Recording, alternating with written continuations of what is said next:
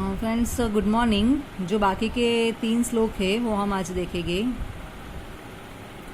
यथा चतुर्भि कनक परीक्षते निघर्षण छेदन तापः ताड़ैनः तथा चतुर्भि पुरुष परीक्षते श्रुतेन शीलेन गुणेन कर्मणा। यानी कि यथा चतुर्भि यानी कि 4, जिस तरह 4 कनक यानी कि गोल्ड परीक्षा, जिस तरह सोने की परीक्षा 4 प्रकार से होती है, उसी तरह निघर्षण छेदन तापः ताड़ैनः। निघर्षण यानी कि घसने से, छेदन यानी कि काटने से, तापः यानी कि हीटिंग गर्म करने से, और ताड़नः यानी कि पीटने से। समझ में? ये 4 प्रकार से गोल्ड की परीक्षा होती है। ये खरा सोना है या नहीं। तथा चतुर्भिः पुरुषः परीक्षते, उससे 4 प्रकार से पुरुष की भी परीक्षा होती है।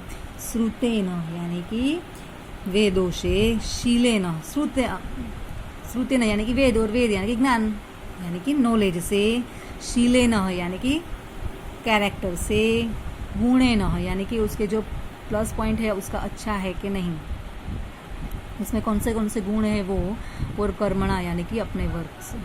तो इस प्रकार 4 परीक्षा जो होती है, 4 प्रकार से पुरुष की परीक्षा होती है। अपने नॉलेज से, अपने कैरेक्टर से, फिर उसमें गुण से, उसके गुण से, और उसके वर्क से। ये श्लोक है फ्रेंड्स वो IMPS 6 नंबर का। ये श्लोक पूर्ति में पूछा जाता है। आपत्सु राम समरेषु भीम दानेषु कर्ण नयेषु कृष्ण भीम प्रतिज्ञा परिपालनेषु विक्रांत कार्येषु भवज्जनाय। आपत्सु राम यानी कि मुश्किल में राम को हमें याद करना चाहिए कि राम के ऊपर कितनी सारी मुश्किलें आई, वन में गए, वहाँ गए, लेकिन वो कभी भी हारे नहीं। उसका जो मुख है वो हमेशा हंसता ही रहा, वो सामना करते गए, वो डरे नहीं। वैसे आपत्ति में राम, समरेषु भीम, वो युद्ध में भीम को याद करना चाहिए कि भीम कभी पीछे हट करता नहीं है, वो दुश्मनों का खात्मा करता है।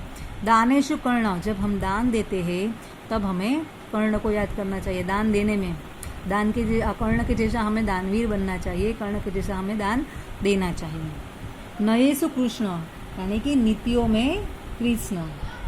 नीति जो है, आपको पता है कि भगवान श्री कृष्ण बहुत सारी नीतियाँ करते थे, कपट नीति, ये सब वो।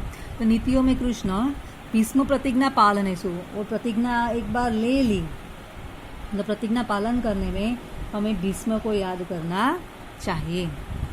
विक्रांत कार्येषु भवज्जनः, और जब पराक्रमी कार्यक्रम जो कार्य होते हैं, जो महान कार्य होते हैं, भव अंजनय, अंजनेय એટલે हनुमान, उस तब हमें हनुमान को याद करना चाहिए। समझ में आया फ्रेंड्स?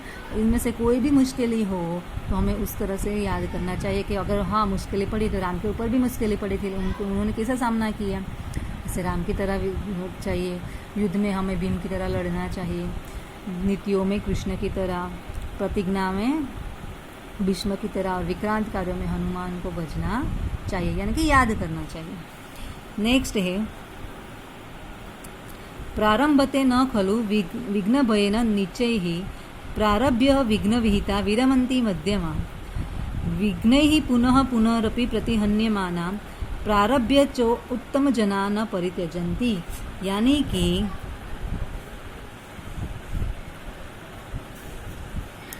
जो दुर्जन होते हैं, यानी कि जो आलसी होते हैं, वो लोग क्या करते हैं कि अपना वर्क जो है वो शुरुआत तो करते हैं कि हम शुरुआत